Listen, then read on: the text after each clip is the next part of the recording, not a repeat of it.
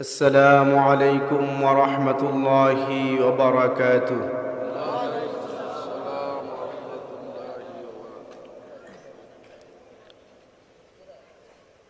الحمد لله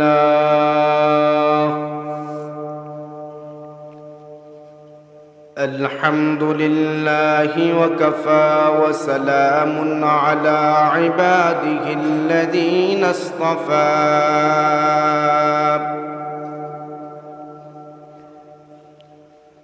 ونشهد أن لا إله إلا الله وحده لا شريك له، وأشهد أن محمدًا عبده ورسوله، أرسله بالحق بشيرا ونذيرا،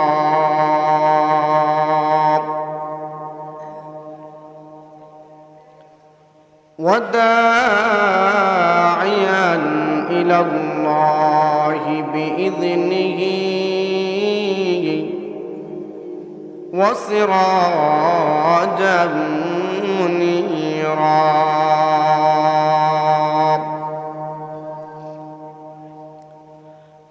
أما بعد، فأعوذ بالله من الشيطان الرجيم.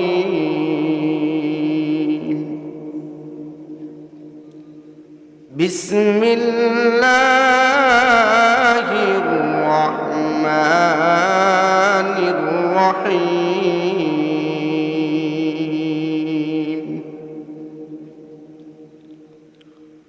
وقضى ربك ألا تعبدوا إلا إياه وبالوالدين إحسانا.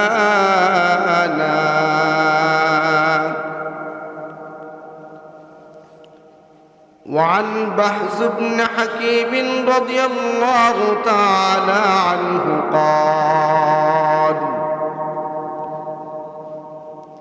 قال يا رسول الله، من أبر؟ قال أمك. قال قلت ثم من؟ قال أمك. قال قلت من؟ قال أمك. قال قلت ثم من؟ ثم أباك. أقرب فالأقرب، أو كما قال عليه الصلاة والسلام. إن الله وملائكته يصلون على النبي يا أيها الذين آمنوا صلوا عليه وسلموا تسليما. اللهم صل على محمد وعلى آل محمد كما صليت على إبراهيم وعلى آل إبراهيم إنك حميد مجيد. اللهم بارك على محمد وعلى آل محمد محمد كما باركت على إبراهيم وعلى آل إبراهيم إنك حميد مجيد سبحانك لا علم لنا إلا ما علمتنا إنك أنت العليم الحكيم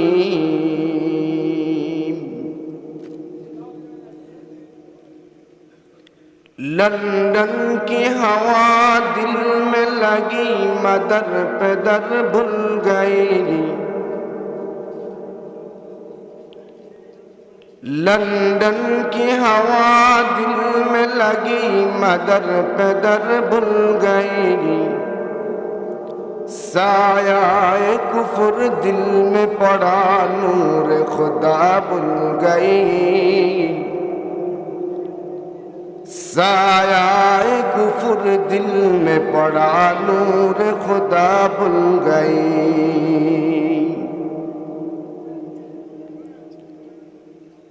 यारो यारो करते करते मिसल मजनू बन गया यारो यारो करते करते मिसल मजनू बन गया तेजी छुरी लेके मुझको फारा फारा कर दिया तेजी छुरी लेके मुझको फारा फारा कर दिया मुहतरम हाजिरीन उत्तर बिताड़ा बैतुल आमान जामे मस्जिदेर उद्योगे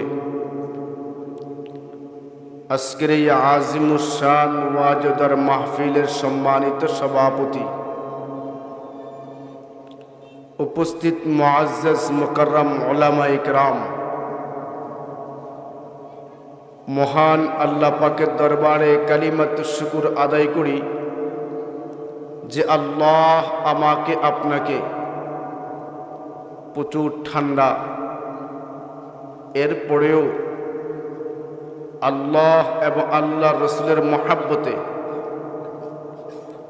দুনিয়ার সমস্ত কাজ থেকে ফারেগ হয়ে জান্নাতের বাগান এই বেহেশতের বাগানে আসার বসার তৌফিক দান করলেন এজন্য কালিমাতুশ শুকর একবার উচ্চ আওয়াজে বলিষ্ঠ কণ্ঠে একটিবার উচ্চারণ করি আলহামদুলিল্লাহ আবারও বলি আলহামদুলিল্লাহ আল্লাহ পাক যার ভালাই চান আল্লাহ পাক যার কল্যাণ চান আল্লাহ যাকে তার হেদায়েতের নূর দিতে চান আল্লাহ তাআলা তখন ওই বান্দাটাকে নেক কাজ করার জন্য সহজ করে দেন এত সুন্দর পরিবেশ এলাকায় কয়েকদিন ধরে মাইকিং প্রচার প্রসার কোনো কমতি করেনি বসার জন্য ব্যবস্থাপনা কমতি হয়নি এরপরেও আমার আপনার মতো অনেক ভাই এখানে সেখানে বসে আছে হাদিস দ্বারা প্রমাণিত এই মজমার চতুর্পাশে লক্ষ লক্ষ কোটি কোটি আল্লাহ পাকের দামি দামি কুদরতি ফেরেশতারা দাঁড়িয়ে আছে আমরা না দেখলেও সত্য বিশ্বাস না করলেও সত্য লক্ষ লক্ষ শত শত ফেরেশতারা মজমার শেষ মুহূর্তে যেন আমাদের পীর সাহেব হুজুর দোয়া করে আমাদেরকে বিদায় দিয়ে দিবেন, তখন ওই দাঁড়িয়ে থাকা লক্ষ লক্ষ আল্লাহর ফেরেশতারা আমার আপনার গুনাহ যে মাফ হয়ে গেছে এই এলান করতে করতে আমাকে আপনাকে বিদায় দিবেন। এই শুভ সংবাদ ওই লোকটার জন্য যেই লোকটা এই মজমার সীমানার ভিতরে প্রবেশ করবে। এজন্য উদারত আহ্বান জানাবো, মাইকের আওয়াজ যত দূরে যাচ্ছে, যে সকল বায়ারা এখানে সেখানে আড্ডা মারতেছেন, অনুরোধ করে বলবো এই মজমা আগামীকাল থাকবে না, এই জান্নাতি এই মেহমানখানা আগামীকাল থাকবে না। দেশের অবস্থা বড় খারাপ, ইমানি অবস্থা বড় দুর্বল, মুসলমান জাতির উপর তুফান আর তুফান, বেঈমান ফাসিক ফুজ্জাররা মুসলমানদেরকে ফু দিয়ে উড়াই দেওয়ার জন্য অনেক কলা কৌশল পায় তারা করতেছে। এই মুহূর্তে মুসলিম এই জাতির এই ক্লান্তি লগ্নে মুসলমান যুবকদের ঐক্যবদ্ধ এক প্ল্যাটফর্ম হওয়া ছাড়া বিকল্প ব্যবস্থা নাই। ভাইও, আমার আপনার বানানেওয়ালা আল্লাহ, আমার আপনার পালনেওয়ালাকে জোরে বলেন, আরো জোরে বলেন আল্লাহ। अल्लाह अल्लाह का सबक हमको सिखाया आपने, अल्लाह अल्लाह का सबक हमको सिखाया आपने, रब से बंदू का ताल्लुक पस लगाया आपने, रब से बंदू का ताल्लुक पस लगाया आपने। আল্লাহর পরিচয়, দ্বীনের পরিচয় আমরা এই দুনিয়াতে পেয়েছি।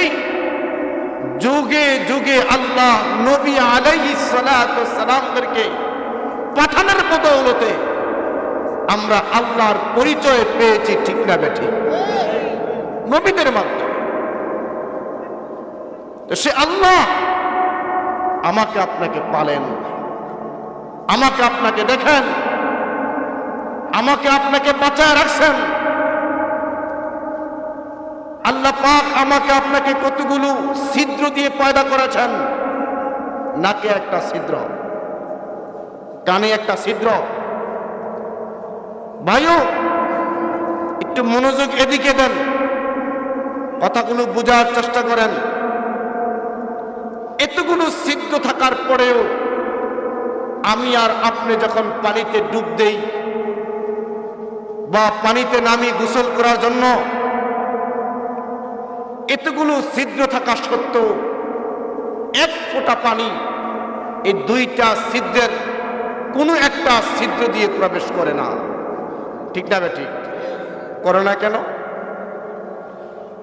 তাফসীর কিতাবে লেখা আছে, আমি আর আপনি যখন ঘুমায়া যাই, কিছু মানুষ দেখবেন তারা যখন ঘুমায় গলা মুখ খুইলা হা করে ঘুমায়। কত পোকামাকড়, কত কিছু বিচরণ করে, একটা পোকামাকড় তার মুখে ঢুকে না, তার নাক দিয়ে ঢুকে না, তার কান দিয়ে ঢুকে না। যদিও কখনো কোনো ভুলে কোনো পিঁপড়া তার কান দিয়ে ঢুকে যায়, ওই দিন রাত্রে আর ঘুমাইতে পারে না। তো জীবনে একবার ঢুকলো, এতগুলো ছিদ্র নিয়ে আমি 60 বছর জীবন পার করলাম, একটিবারও হা করে ঘুমানোর সময় একটা তেলা পোকাও প্রবেশ করলো না, নাক দিয়ে একটা কোনো পোকামাকড়ও প্রবেশ করলো না, কান দিয়েও প্রবেশ করলো না। তাফসীর কিতাবে লেখা আছে, আমার আপনার পালনেওয়ালা আল্লাহ যখন বান্দা ঘুমিয়ে যায়, প্রত্যেকটা ছিদ্রের মাথায়, প্রত্যেকটা ছিদ্রের মুখে রব্বে কারীম একটা কুদরতি ফেরেশতা লাঠি হাতে ধরায় দিয়া পাহারা হিসাবে বসে রাখছেন, এজন্য ঢুকে না, এজন্য ঢুকে না। কিন্তু দেখবেন যখন মানুষটা মারা যায়, 2 ঘন্টা পার হয়ে গেছে,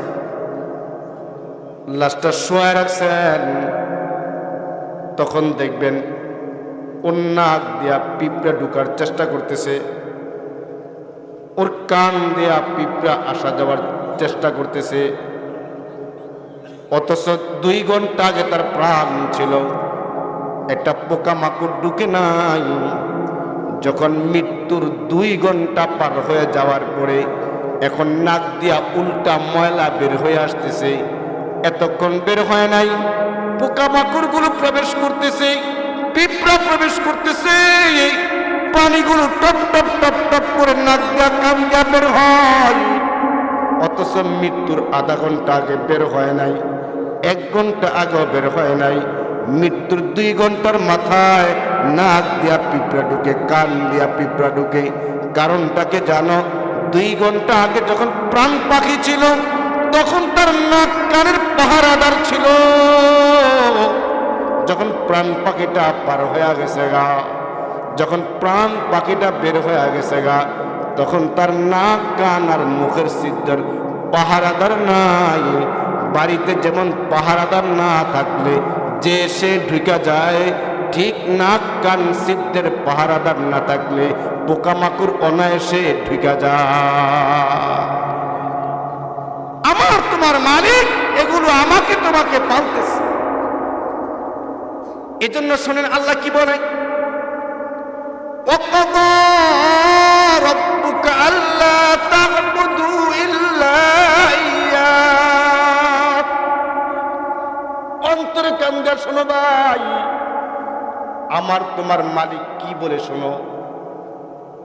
ওয়াকাদা রাব্বুকা আল্লা তা'বুদু ইল্লা ইয়্যাহ।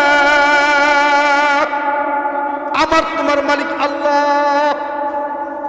ওসিয়ত করতেছেন, ওয়াকাদা আল্লাহ আইন জারি করতেছেন।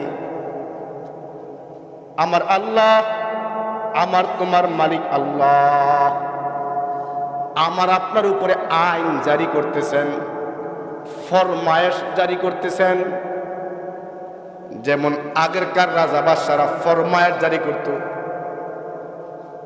আমাদের এদেশে যারা প্রবীণ মুরব্বী তারা বলতে পারবেন, একবার আইয়ুব খান পাকিস্তান পিরিয়ডে ফরমান জারি করছে, আইন জারি করছে। শুধু শহর নয়, গ্রাম অঞ্চলের খাল বিলে কস্তুরী ফেনা থাকতে পারবে না। ইতিহাসে আমরা পড়ছি, অনেক প্রবীণ মুরব্বীরা বলতে পারবেন, পাকিস্তান পিরিয়ডে পাকিস্তান এলাকায় থেকে আইয়ুব খান কত দূরে থেকে ফরমান জারি করছে, খাল বিলে কস্তুরী থাকতে পারবে না। আমরা আমাদের উস্তাদের জবান থেকে শুনছি, আইন জারি হওয়ার সাথে সাথে আমাদের কুমিল্লা অজপাড়া গ্রামগুলোর ভিতরেও খালের ভিতরে এটা মানুষ, আইয়ুব খান মানুষ, তার আইন কত দূর থেকে আইন প্রণয়ন করছে, আইন জারি করছে, অজপাড়া গ্রামের মানুষ সব মানতে বাধ্য। যদি এটা মাটির মানুষের যদি আইনের এত প্রভাব হয়, আমাকে তোমাকে বানানো হলো, আমাকে তোমাকে পালনে হলো, আমাকে তোমাকে খানে হলো, আমাকে তোমাকে দেখতে হলো, তার আইনের কিরকম ভয় থাকা দরকার?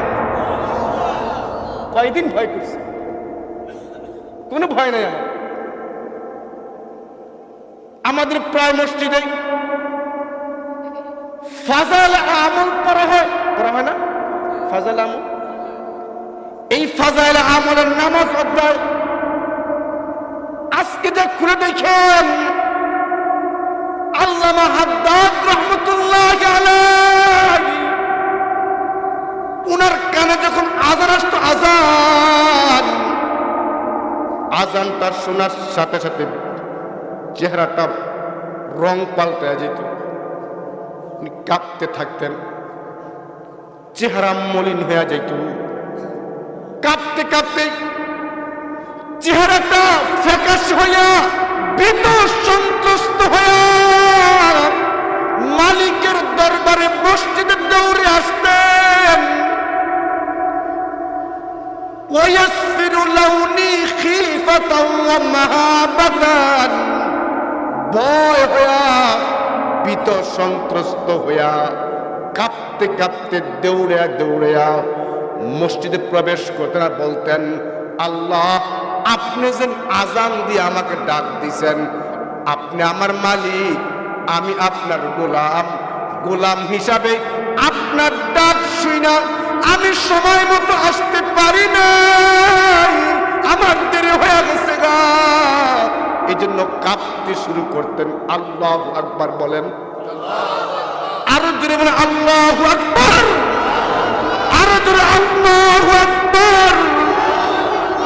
চিন্তা করে দেখেন, আজান শুনে কাঁপতে শুরু করতেন। আর এখনকার জামানা মুসলমান আজান শুনলে লেপটা আরো ডাইনা গা দিয়া ঘুমায়া থাকে, আজানের আওয়াজ যেন আমার কানে ঢুকা ঘুম নষ্ট না করে। ঠিক না বা ঠিক কথা কন না কেন? বলো আমাদের অবস্থা।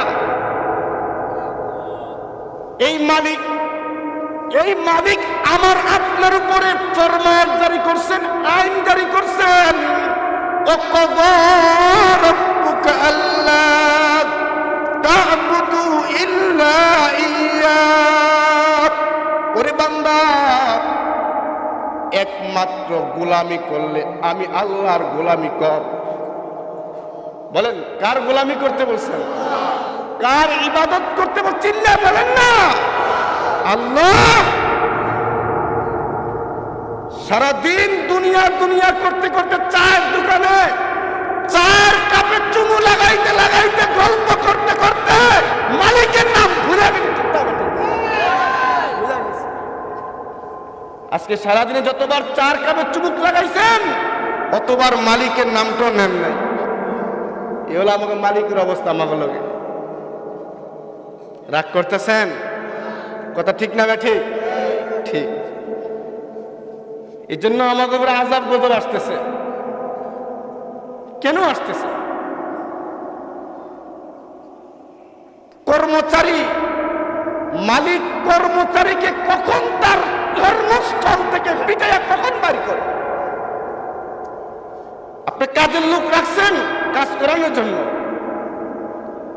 ওকে ঘাড় ধাক্কা দিয়ে কখন বের করে দেন?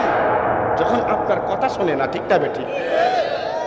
ভাইও, করোনার মতো মহামারী আযাব কেন আসছে আমার উপরে? বাইতুল্লাহ বন্ধ হয়ে গেছে, হজ বন্ধ হয়ে গেছে, মিনা আরাফার ময়দান বন্ধ হয়ে গেছে। তুই আরাফার ময়দানে টনকে টন কোটি কোটি এমনকি সমুদ্রের ফেলার পরিমাণ গুণা তোমার ওই বন্ধ তওবা করলে আরাফার ময়দানে গুণাগুলি মাফ হয়ে যায়। ওই মাঠটাও বন্ধ হয়ে গেছে। এই আযাব কখন আসছে? কেন আসছে? মালিকের সাথে সম্পর্ক ভালো না বিদায় রব আমাকে তোমাকে গজব দিছে। যেই গজবের কারণে সন্তান মার লাশ দিয়ে পড়াইছেন। ঠিক না ঠিক? সন্তান মার লাশের পাশে থাকে নাই। নোয়াখালী ঘটনা, স্বামী কাজ করে ঘরে আসছে, একটু ঠান্ডা কাশতেছেন। যেই স্ত্রীর জন্য সন্তানের জন্য স্বামী এত কষ্ট করেন বাবা, ওই লোকটাকে করোনা রোগী আক্রান্ত হয়েছে মনে করে কামরার ভিতরে ঢুকায়া স্ত্রী তালা দিয়া অন্যত্র চলে গেছে। প্রসিদ্ধ ঘটনা। ওই লোকটা একাকিত্বের জীবন, খাবার নাই, পানি নাই, কারো দেখা সাক্ষাৎ নাই। ওই রুমে কাতরাইতে কাতরাইতে রোগাক্রান্ত হয়ে সেখানে মারা গেছে। তালা ভাঙ্গা রুম ভাঙ্গা বার করতেছে। এই আযাব তখন আসছে যখন বান্দা মালিকের সাথে সম্পর্ক নষ্ট হয়ে গেছে। এজন্য আমার তোমার মালিক আল্লাহ বলেন, বান্দা গোলামি করলে আমার গোলামি কর। বলেন দেখি, আল্লাহর গোলামি করবো কতদিন? আমার কথা বুঝতেছেন? আমরা যে আল্লাহর বান্দা, আল্লাহ ফরমায়েশ জারি করছে আল্লাহর ইবাদত করার জন্য। আল্লাহর ইবাদত করবো কতদিন? আল্লাহ যতদিন বাঁচিয়ে রাখে, ঠিক না ঠিক? অর্থাৎ ওয়া'বুদ রাব্বাকা হাত্তা ইয়াতিয়াকাল ইয়াকিন, মৃত্যু আসা পর্যন্ত মালিকের গোলামি চলবে, ঠিক না ঠিক? আপনি কি আমার কথা বুঝতেছেন? সব হাতগুলো বাইরে করেন, সবাই একটু টান টান টান টান করেন, আঙ্গুলগুলো ফাঁক করেন, দাঁড়াবেন, নারায় তাকবীর। না, আওয়াজটা ইলেকশনের মতন হয় নাই।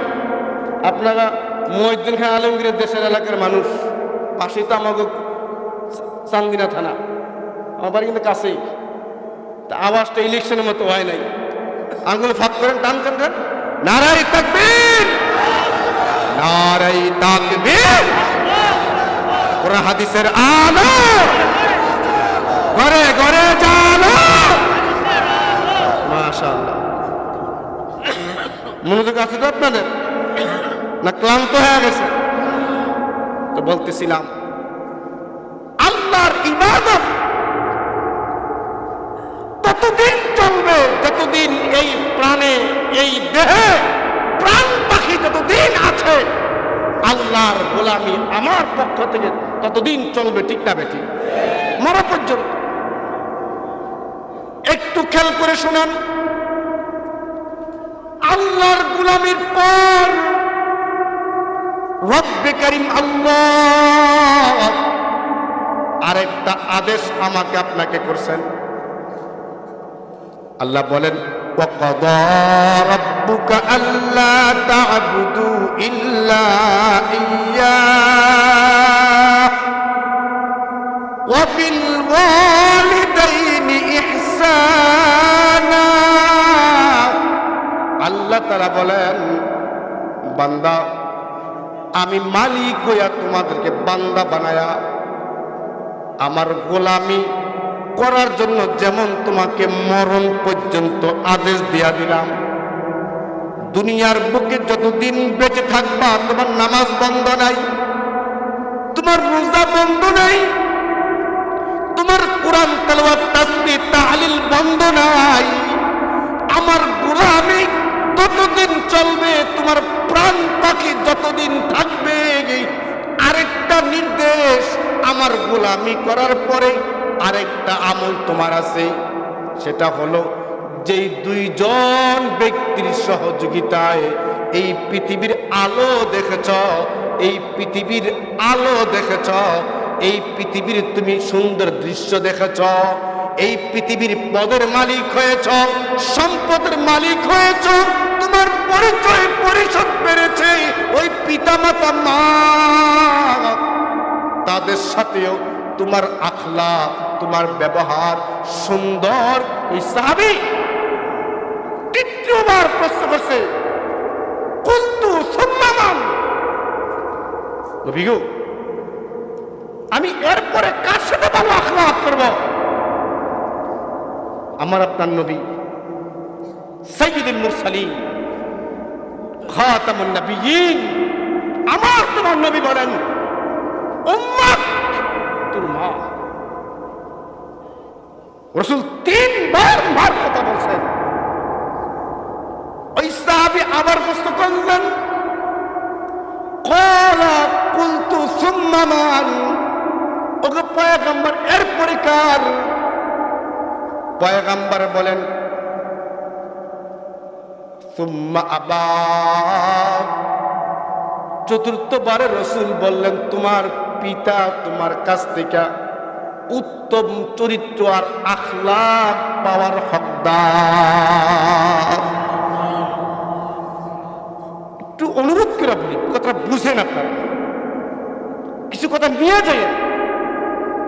আল্লাহর পয়গম্বরকে প্রশ্ন করার পরে সাহাবী, আমার আপনি উত্তম আখলাক কার সাথে করব, এই প্রশ্ন করার সাথে সাথে রাসূল মায়ের সাথে সন্তান উত্তম আখলাক করার জন্য তিনবার বলছেন। বল সুবহানাল্লাহ, আরো জোরে বল সুবহানাল্লাহ। মা জাতির ইজ্জত, মা জাতির সম্মান, দু জাহানের কান্ডারি তার পবিত্র জবান দিয়ে মাতৃত্বের সম্মানকে বাড়িয়ে দিয়েছেন। উচ্চ আওয়াজে বলে সুবহানাল্লাহ। রাসূল বলছেন মা তিনবার। চতুর্থবারে আমার আপনার বাবার কথা বলছেন। এই যে রাসূলের এই হাদিস, কোরআনে একটা আয়াত আছে, আল্লাহ তাআলা বলেন وَوَصَّيْنَا الْإِنسَانَ بِوَالِدَيْهِ إِحْسَانًا حَمَلَتْهُ أُمُّهُ كُرْهًا। আল্লাহ তাআলা বলেন, ও দুনিয়ার মানুষেরা, আমি রব তোমাদেরকে ওসিয়ত করতেছি, ফরমায়াত দিচ্ছি, তোমরা তোমাদের পিতা মাতার সাথে উত্তম আখলাক, উত্তম চরিত্র দেখাও। আল্লাহ তাআলা বলেন, পিতা মাতার সাথে উত্তম আখলাক তুমি কেন দেখাইবা? শোনো, রব্বে কারীম তার হাবিবের দ্বারা পিতার নাম একবার, মার নাম 3বার বললেন। এর কারণটা কি? আল্লাহ তাআলা নিজে বলেন, হামালাতহু উম্মুহু কুরহা ওয়া ওয়াদাআতহু কুরহা ওয়া হামলুহু ওয়া ফিসালুহু 30 শাহরা। আল্লাহ তাআলা বলেন, আমার পয়গম্বর মায়ের কথা তিনবার যে বলছেন, এর কারণ হলো মা এই দুনিয়াতে সন্তান প্রসব করতে গিয়া এমন 3টা কষ্ট সহ্য করেছেন, এমন 3টা অবস্থা পার করেছেন, যেই 3টা কষ্ট পৃথিবীর কোনো পুরুষরা করে নাই, পৃথিবীর কোনো বাবা করতে পারে নাই। ওই 3টা অধ্যায় কোনো পুরুষ পার করতে পারে নাই। স্পেশাল ভাবে মা 3টা কষ্ট সহ্য করার কারণে রব্বে কারীম আল্লাহ তার হাবিবের দ্বারা মাতৃত্বের সম্মান তিনবার বয়ান করে মা জাতির সম্মানকে আল্লাহ তাআলা বাড়িয়ে দিয়েছেন। কয়বার? 3বার। কি 1 নম্বর কষ্টটা কি? আল্লাহ তাআলা বলেন, ওয়া হামালাতহু উম্মুহু কুরহা। আমার মায়ের কথা রাসূল 3বার যে বললেন, 1 নম্বর কারণ তাফসীর কিতাবে মুফাসসির কিরাম লেখেন, যেই দিন পিতা মাতা মিলামেশা করছে, পিতার পিঠ থেকে 1 ফোঁটা বীর্য মার বাচ্চাদানির ভিতরে প্রবেশ করছে মাত্র, মায়ের বাচ্চাদানিতে বীর্যটা প্রবেশ করতে দেরি, ওই দিন থেকে আমার তোমার মার রুচি নাই, মুখের রুচি গেছে গা। যেই দিন মার পেটে মাত্র পানিটা প্রবেশ করছে, ওই দিন সকাল থেকে মার মুখে রুচি নাই, মা খাইতে পারেন নাই,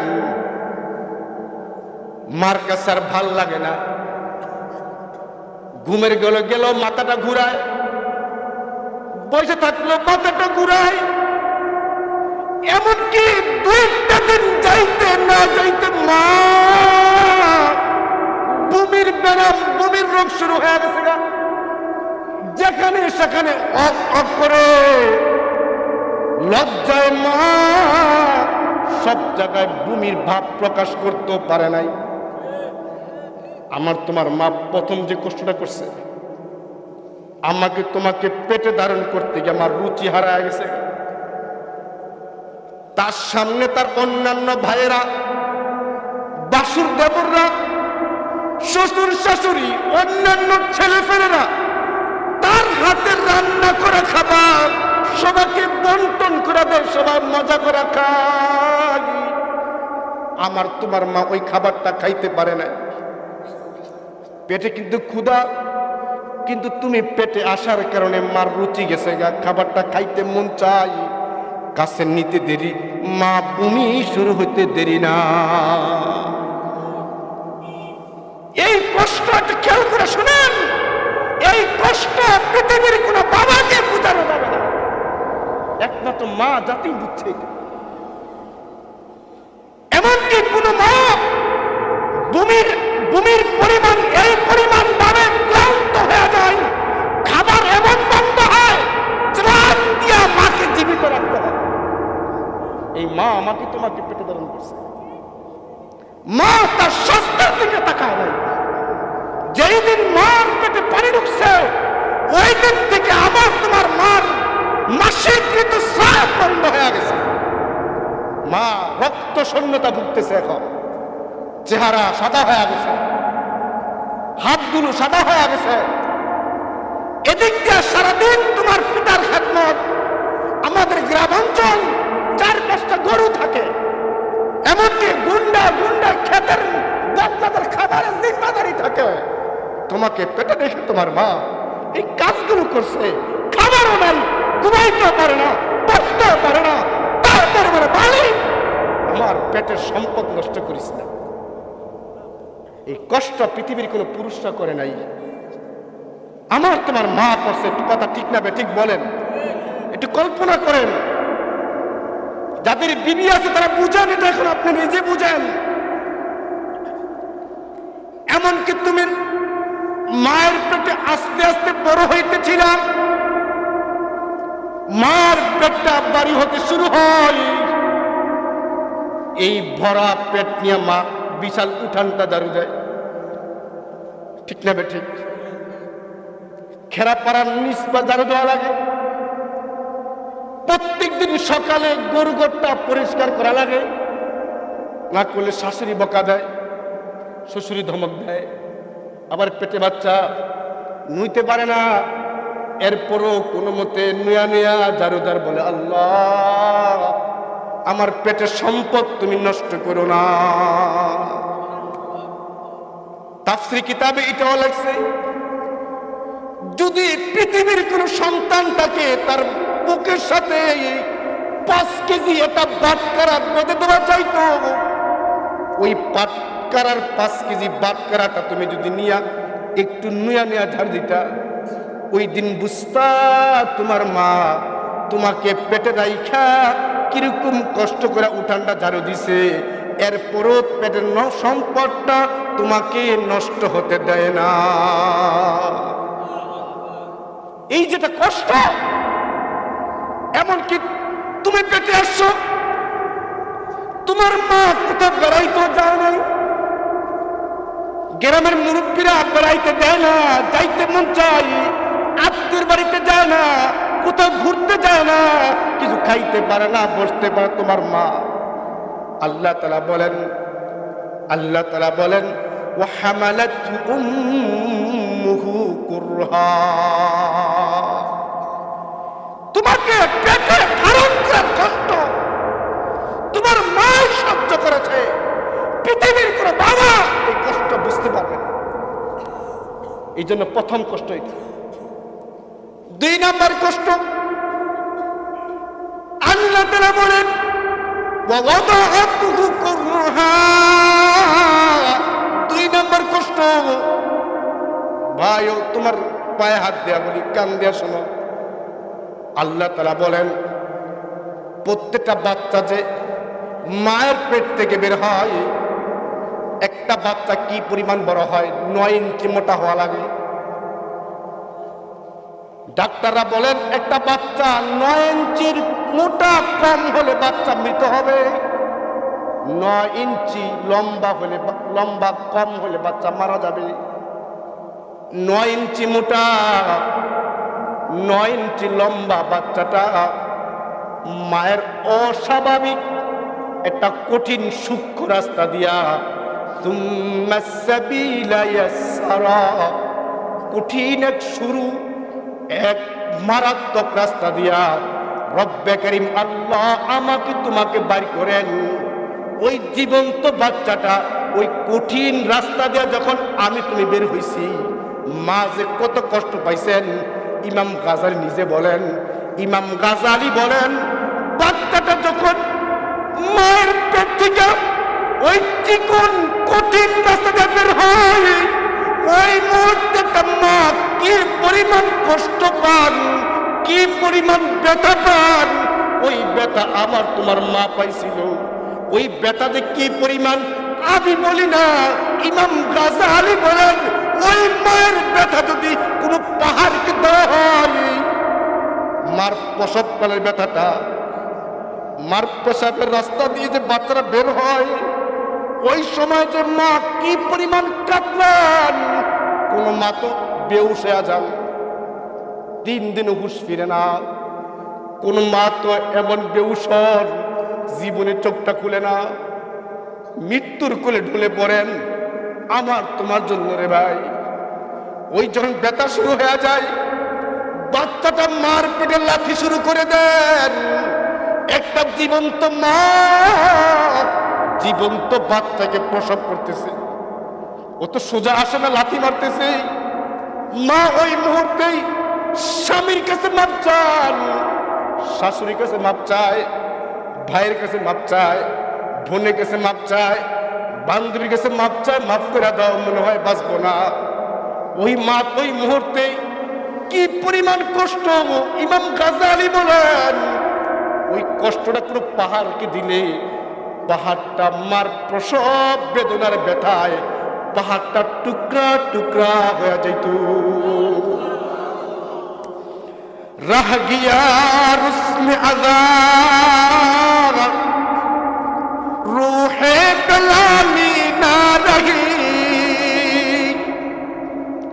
रह गया रुस्म अज़ार रूहे बलाली ना रही, फलसफा रह गया तलकीन गजाली ना रही। তোমার মা এরকম কষ্ট করে দুনিয়ার বাতাস আমার মা তোমার মা দেখাইছে। ওই মুহূর্তে মা চিৎকার দিয়ে বসে গেছেন, তারপরও আমাকে তোমাকে ক্ষতি হতে দেয় না। প্রসব করে বেদনা পৃথিবীর কোনো বাবা সহ্য করতে পারে না, কোনো বাবা দেখেও নাই, কোনো বাবা বুঝেও নাই। এই কষ্ট মা বুঝছে একমাত্র। তাই তো রাসূল বলছেন খেদমত পাইলে 2 নম্বর মা পাবে। এই মাকে বুড়ি বলো না, ওই মাকে লাথি মারো না, বিদেশ চলে যাও, মাকে একটাবার ফোন করার সুযোগ তোমার হয় না। মা জমিন বেছে তোমার জন্য, মা ছিঁড়া কাপড় পরে তোমার জন্য, মা তোমার জন্য ঘুরে ঘুরে দোয়া করে তোমার জন্য।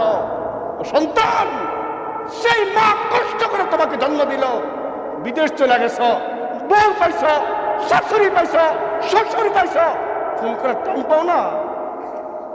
এমন ইতিহাস দেখেছি, যখনই ফোন আসে মা ভাঙ্গা ঘর থেকে তাকায় থাকে, আরে আমাকে যে ফোনটা দিত।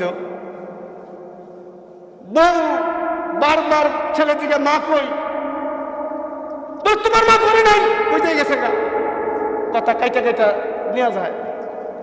তো একদিন মা তার নাতনিকে বলে, শোন তোর বাবা যখন ফোন দিব না একটু আমার কাছে নিয়ে আইস।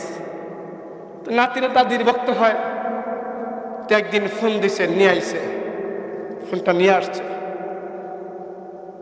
মা ধরা বলে, প্রথম ধরা মা বলতেছে বাবা কেমন আছে? ছেলে কেনা দিছে, মা ভালো আছে। মা ওই মুহূর্তে বলে বাবারে আজকে কয়েকদিন আমার মার ঘুম নাই। কেন মা? বলে 2 দিন আগে আমি একটা স্বপ্ন দেখছিলাম, স্বপ্ন দেখি তোমাকে 4-5 জন ধরে ধরে হাঁটা, স্বপ্নে দেখলাম তোমার পাওটা ভাঙ্গা গেছে গা, কিন্তু বিবিকে তোমার বউকে বলে ফোনটা আমাকে দেয় না। এই কথাটা বলতে দেরি ছেলেটা ওই পাশ থেকে হাউমা করে কান্দা দিছে, বলে মা গো সত্যি সত্যি গো মা, অমুক জায়গায় যাওয়া কালে উষ্টা খাওয়ার পরে আমার পাওটা ভাঙ্গা গেছে গো মা। দেখো রে ভাই, কিতাবে লেখে পৃথিবীর কেউ টের না পাইলো তোমার মা টের পাওয়া যায়। জন্য আল্লাহ তাআলা বলেন, ও দুনিয়ার যুবকেরা, নেক আমল করার পরে ভালো আখলাক করলে মরণ পর্যন্ত ভালো আখলাক করবা তোমার পিতা আর মাতার সাথে। এই মা তোমার সাথে না খাওয়াইলো দোয়া করে, না দিল দোয়া করে। এই মা যে বেঈমান হয়, মা যে ফাসিক ফুজ্জার হয়, মা যদি বেশ্যাও হয় রে বাবা, মার সাথে বেয়াদবি করা যাবে না, ধমক দেওয়া যাবে না, ঘিন্ডি দেওয়া যাবে না। এমন সন্তান আছে রে ভাই, বছরকে বছর হয়ে যায়, মাকে মা বলে ডাকে না, বাবাকে বাবা বলে ও ডাকে না, ঠিক না বেটি? আল্লাহ তাআলা বলেন, তোমরা যে মার সাথে ভালো আখলাক দেখাইবা, তার 3 নম্বর কারণ হইল وحمله وفصاله 30 شهرا। ও যুবক ভাই, আমি একজন তোমার মতো যুবক, আমারও মা নাই, কয়েকদিন আগে আমার মাও মারা গেছে। জীবনে আর কোনোদিন মাকে মা বলে ডাকতে পারবা না। খোদার কসম, বউ চলে গেলে বউ পাইবা, শাশুড়ি হারা শাশুড়ি পাইবা, শ্বশুর হারা শ্বশুর পাইবা। যেই মা তোমাকে গর্ভধারণ করছে, এরকম নির্ভেজাল মা আর জমিনে কোথাও খুঁজা পাইবা না, ঠিক না বেটি? ওই মা আমাকে তোমাকে প্রায় 30 شهرا, প্রায় 2টা বছর আমাকে তোমাকে মা দুধ পান করাইছে। পায়ে হাত রেখা বলি, দুধ আল্লাহ কেমনে বানান একটু শুনে যান। আমি আর আপনি যে খাবারটা খাই, আমাদের মাসআলা কিতাব আছে শরহে বেকায়া, আমাদের কওমি মাদ্রাসাগুলোতে পড়ায় শরহে বেকায়া। ওই কিতাবের হাসিয়ার ভিতরে এসেছে, আমি আপনি যে খাবারটা খাই, এই খাবারটা পেটে গিয়া 1 ভাগ পায়খানা পেশাব হয়, আরেক ভাগ রক্ত হয়, 2 ভাগ হয়। প্রথম যেটা পায়খানা পেশাব হয় এটা গা থেকে বের হয়ে যায়, আর যেটা রক্ত হয় ওটা 2 ভাগ হয়, পুরুষের 2 ভাগ হয়। 1 ভাগ গোশতের ভিতরে প্রবেশ করে, এটা আমার স্বাস্থ্য হয়। আরেক ভাগ রক্ত, 2 ভাগ রক্ত 1 ভাগ গোশতের ভিতরে যায়, এটা স্বাস্থ্য ভালো হয়। আরেক ভাগ রক্ত রোগের ভিতরে যায়, শক্তি হয়। যদি ওই লোকটা মহিলা হয়, বাচ্চা দেনেওয়ালা হয়, যেই রক্ত 2 ভাগ হয়েছে, 2 ভাগ হইয়া 1 ভাগ রোগে গেছে, আরেক ভাগ গোশতে গেছে। মহিলা হইলে রোগে যেই রক্তটা গেছে, ওই রোগের রক্ত শক্তি যে হয়, ওই শক্তি 2 ভাগ হয়। 1 ভাগ শক্তির রক্তটা মার দুধ হয়, শক্তি কমা যায়, এদের মা দুর্বল হয়, মাটা জীর্ণ শীর্ণ হয়ে যায়, চেহারা বসতে যায়, মাজা গুজা হয়ে যায়, হাতটা বেঁকা হয়ে যায়। কারণ রে বাবা, তোমার স্বাস্থ্য বাড়াইতে গিয়া, তোমাকে বাঁচাইতে গিয়া তোমার মা মরণ পর্যন্ত দুর্বলতার জীবন ভোগ করে, এরপরও তোমাকে 2টা বছর মা দুধ পান করায়া করায়া বড় বানাইছে। মা তার স্বাস্থ্য মৃত্যুর কোলে ঢলে দিয়েছে, আমাকে তোমাকে দুধ পান করাইতে। দুধ পান করার সময় খেয়াল করে দেখেন, রমজান মাসে কোন মা বাচ্চা প্রসব করলে জিজ্ঞাসা করে দেখেন, বাচ্চাটা স্তরে চুমুকটা দিতে দেরি, মার কলিজা শুকাইতে দেরি নাই। আমার তোমার মা, বলো এই ঋণ কেমনে শোধ করবা? রাসূল এক সাহাবী বলে, ইয়া রাসূলুল্লাহ, আমি আমার মাকে বাইতুল্লাহ 7টা চক্কর মাথায় নিয়ে দিছি, সাফা মারওয়া 7 বার মাথায় নিয়ে দৌড়াইছি। মিনা কত দূর, মিনায় মাকে মাথায় করে নিয়ে গেছি। ওগো পয়গম্বর, মিনা থেকে মাকে মাথায় করে আরাফার ময়দান নিয়ে গেছি। আরাফার ময়দান থেকে মুজদালিফায় আনছি গো আল্লাহ রাসূল। মুজদালিফা থেকে পাথর মাঠে 3 দিন কান্দ করে নিয়ে গেছি। তারপরে আবার মক্কায় আনছি, তারপর সাফা মারসাই করাইছি। ওগো পয়গম্বর, 5টা দিন একটা মুহূর্তের জন্য আমার মাকে মাটিতে নামাই নাই, মাথায় রাখছি গো রাসূল। বলেন বলেন, আমার মা যে আমাকে 2 বছর দুধ পান করাইছে, একটু ঋণ শোধ করতে পারছেনি? আমার তোমার পয়গম্বর বলে, আমার তোমার পয়গম্বর বলেন 2 বছর না রে বান্দা, 1 সেকেন্ড পরিমাণ দুধ পান করছিলি, 1 চুমুক দুধের হক তোর আজ পর্যন্ত আদায় হয় না। এজন্য ভাইও, আল্লাহর গোলামীর নামাজ তুমি পড়ো, মার সাথে আখলাক তোমার ভালো নাই। ওরে যুবক, তোর সন্তান তোকে বাদ দিবে না, তোর সন্তান তোকে পরিচয় দিবে না। তুমি তোমার মাকে বুড়ি বলে ডাক দাও। একটু খেয়াল করে শুনেন, মাকে কখনো বুড়ি বলবেন না। মা বড় দামি শব্দ, বড় দামি শব্দ। এই পৃথিবীতে যত দামি দামি বস্তু আছে, প্রত্যেকটা বস্তু মা শব্দ দ্বারা শুরু করেছেন। এই পৃথিবীতে যত দামি বস্তু আছে, সম্মানওয়ালা বস্তু আছে, ইজ্জতওয়ালা বস্তু আছে, ইজ্জতওয়ালা ব্যক্তি আছে, সবগুলো নাম মা লিখতে ম লাগে। এই ম শব্দ দিয়া আল্লাহ তাআলা শুরু করেছেন। যেমন মাহফিল লিখতে প্রথম অক্ষর ম, মাহফিল দামি শব্দ। মজমা বলতে প্রথম অক্ষর ম, মুসলমান বলতে প্রথম অক্ষর ম, মুসল্লি বলতে প্রথম অক্ষর ম, মসজিদ বলতে প্রথম অক্ষর ম, মেহরাব বলতে প্রথম অক্ষর ম, মুসল্লি বলতে প্রথম অক্ষর ম, মুয়াজ্জিন বলতে প্রথম অক্ষর ম। কত বলবো? মেহরাব বলতে প্রথম অক্ষর ম, মুয়াজ্জিন প্রথম অক্ষর ম। আরে ভাই, মুমিন বলতে প্রথম অক্ষর ম। আরে ভাই, মুসলিম বলতে প্রথম অক্ষর ম, মুত্তাকি বলতে প্রথম অক্ষর ম।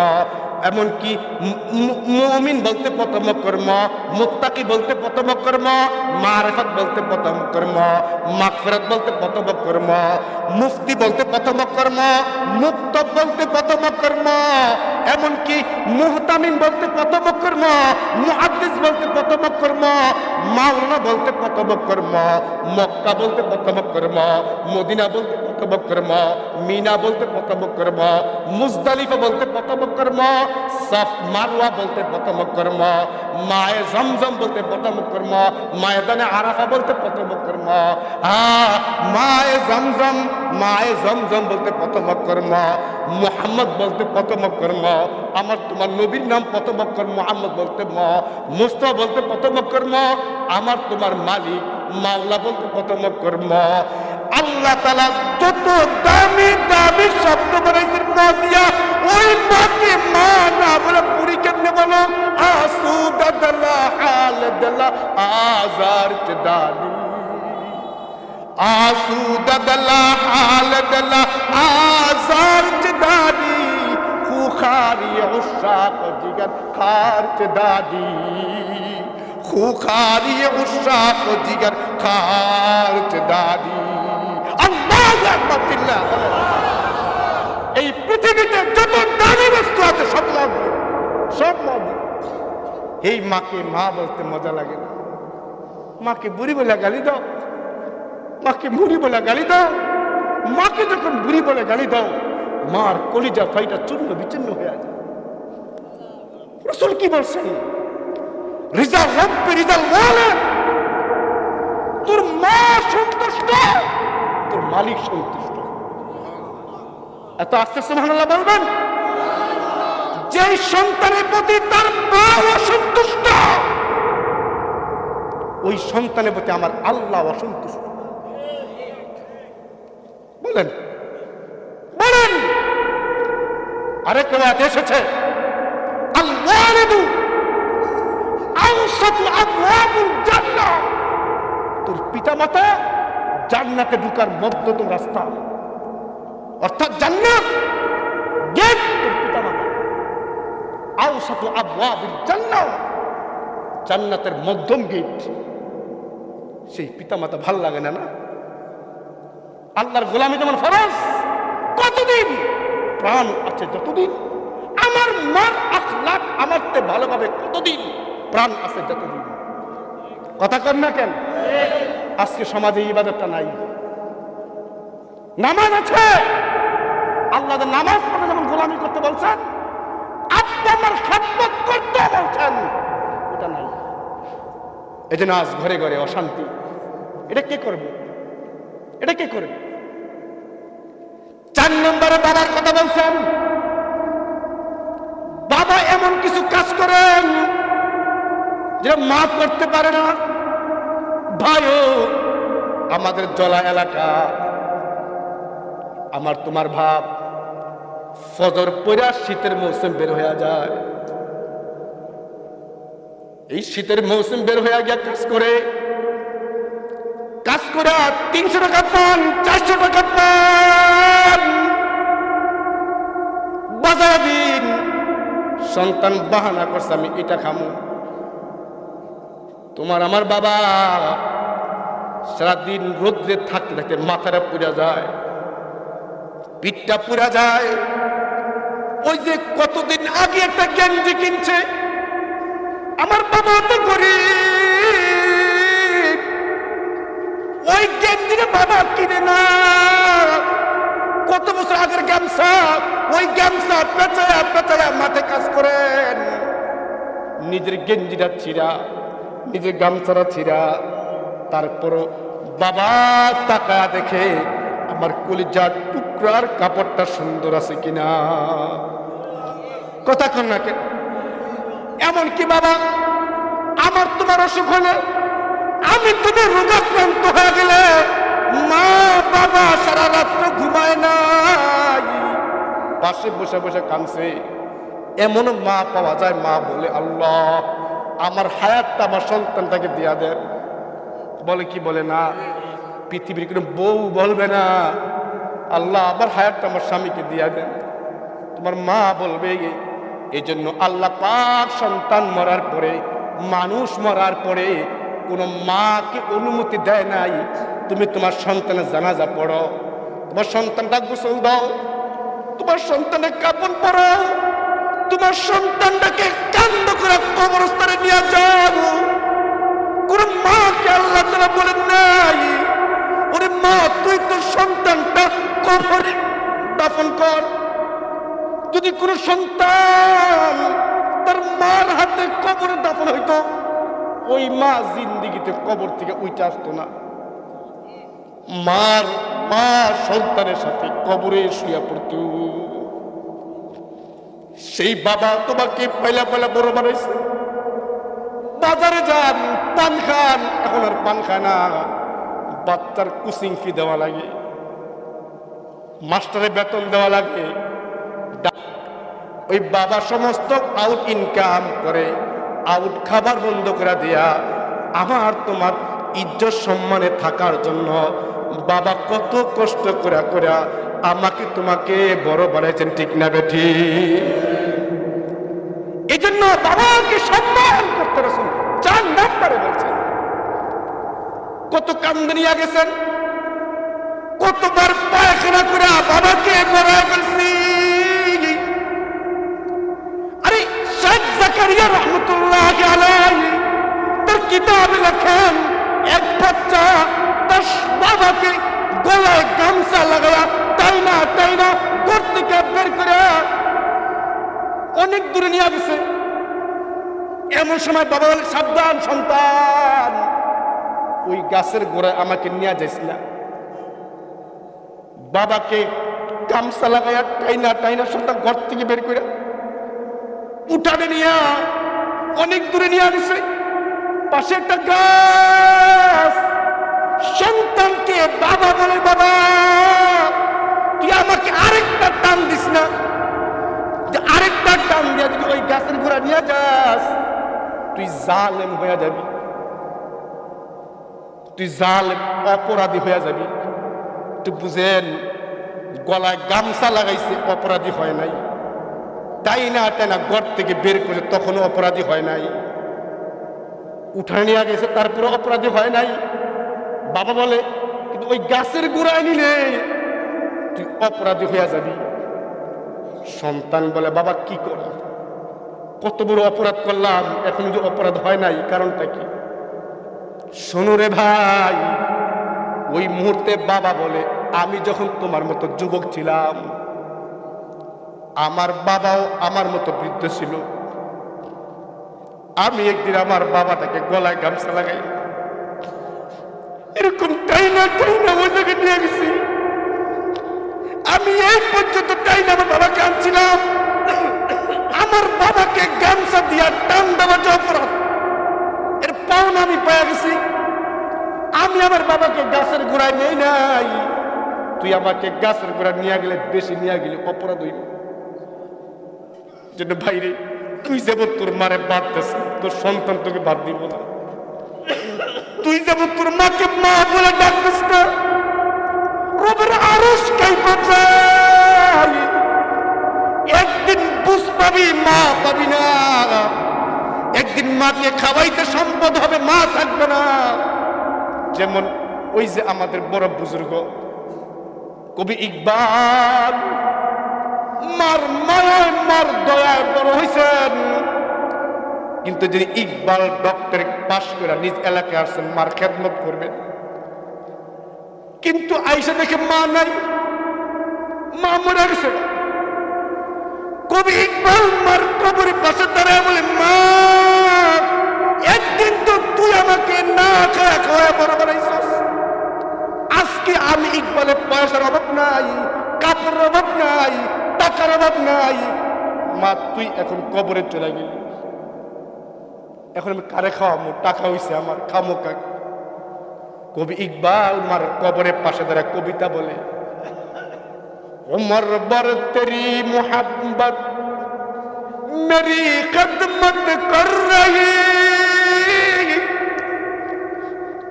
उमर बर तेरी मोहब्बत मेरी खिदमत कर रही, मैं तेरे खिदमत के काबिल जब हुआ तू चल बसे। मारे যখন আমার কিছুই ছিল না, তোর সর্বস্ব বিলীন করা, এমন মা আছে বিজ্ঞান করে বাচ্চাকে খাওয়া।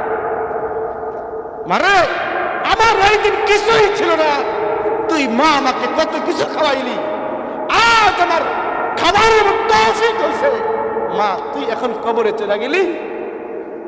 এই জন্য ভাইও, পিতা মাতার দুর্ব্যবহার করো না। পিতা মাতার বদদুয়া, পিতা মাতার বদদুয়া তোমার আমল ঠেকাইতে পারবে।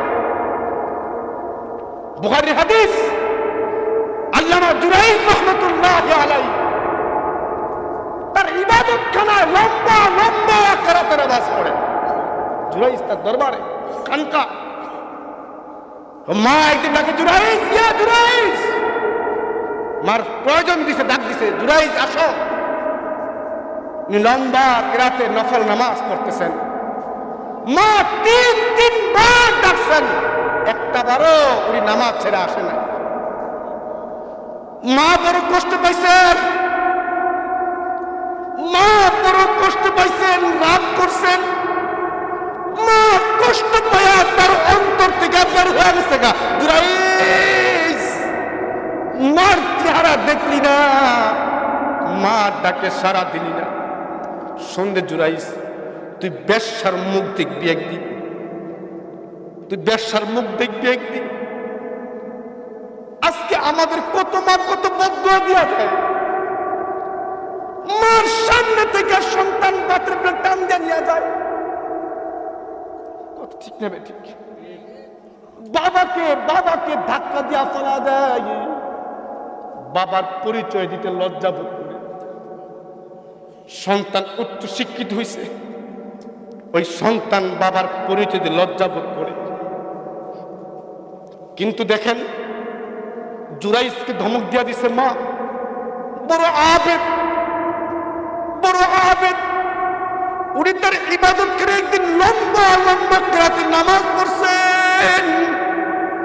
এমন সময় পুরা মহল্লাবাসী একটা মহিলা দৌড়া নিয়ে আইছে বাচ্চা সহ। আইসা ওনার ওনার ওনার দরবারে খানকায় আক্রমণ শুরু করছে। আর গালমন্দ জুরাইজ বাইরে হও, বাইরে হও, অবৈধ কাম করে বাচ্চা পয়দা দিয়া দরবারে বসে বসে সেজদা করো, বাইরে হও। হাউ মাউ শুনা নামাজ ছেড়ে দেয় বেরিয়েছে।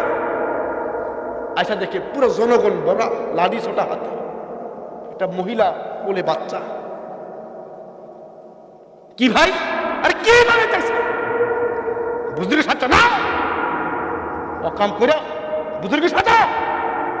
উনি বলে কিছু বুঝতেছেন, কি বললেন আপনারা? বলে এই যে মেয়েটা চিনো না এখন তুমি, নেকা সাজা তুমি এখন। এই যে মহিলা ওর সাথে অকাম করছে, এই যে বাচ্চা এসে বুজুর্গ করে না। আল্লাহ মাদুরে বুঝতে বাকি নাই, মার দোয়া কাজ হয়ে গেছে গা। কি করবেন? জাতিকে বুঝাইলো বুঝবে না, আল্লাহকে ডাক দিছে। আল্লাহ ডাকবেন নাকি? ইয়া আল্লাহ। উনি আল্লাহকে আল্লাহ আল্লাহ ডাকবেন, ইয়া আল্লাহ। উনি ডাক দিছেন আল্লাহ। কি করবি এখন? আপনার সাথে কেউই নাই। জুরাইজ রহমতুল্লাহ আলাইহি সিজদায় পড়ে গেলেন, কান্নাকাটি করলেন। রব্বে কারীম ইলহাম করে বলেন, জুরাইজ তুই এই বাচ্চার দিকে আঙ্গুল দিয়া ইশারা করে জিগা, দুধের বাচ্চাকে জিগা তার বাপকে। কথাটা শোনার পর অন্তর থেকে আল্লাহু আকবার দড়ি দিবেন তো ইনশাআল্লাহ। উনি যখন জুরাইজ রহমতুল্লাহ আলাইহি মহিলাকে কিচ্ছু বলে নাই, মহিলাকে কিচ্ছু বলে নাই, এমনকি কোন জনগণকে কিচ্ছু বলে নাই। রব্বে কারীমের ইলহামে কোলে দুধের বাচ্চাকে জিগায়, বাচ্চা তুই বল তোর বাবাকে। কথাটা বলতে দেরি, কথাটা বলতে দেরি মায়ের কোলে থাকা অবুঝ বুবা অবুঝ বাচ্চাটা চিৎকার দিয়া বলে, আমার বাবা এই বুজুর্গ না, আমার বাবা অমুক এলাকার রাখা। আসুদা দলা হাল দলা আজার চদানি, আসুদা দলা হাল দলা আজার চদানি, খুখারি উশাক জিগর খার চদানি। আল্লাহু আকবার বলেন। আমি আমার এই সময়ের ভিতরে যে আলোচনা করতে চাচ্ছিলাম, আল্লাহর গোলামির পর পিতামাতার সৎ আখলাক করতেই হবে, ঠিক না? আল্লাহ তাআলা আমাকে আপনাকে আল্লাহর গোলামির সাথে সাথে পিতামাতার সাথে সৎ আখলাক, সৎ ব্যবহার করার তৌফিক দান করুন, আমিন। আসসালামু আলাইকুম ওয়া রাহমাতুল্লাহি ওয়া বারাকাতুহু।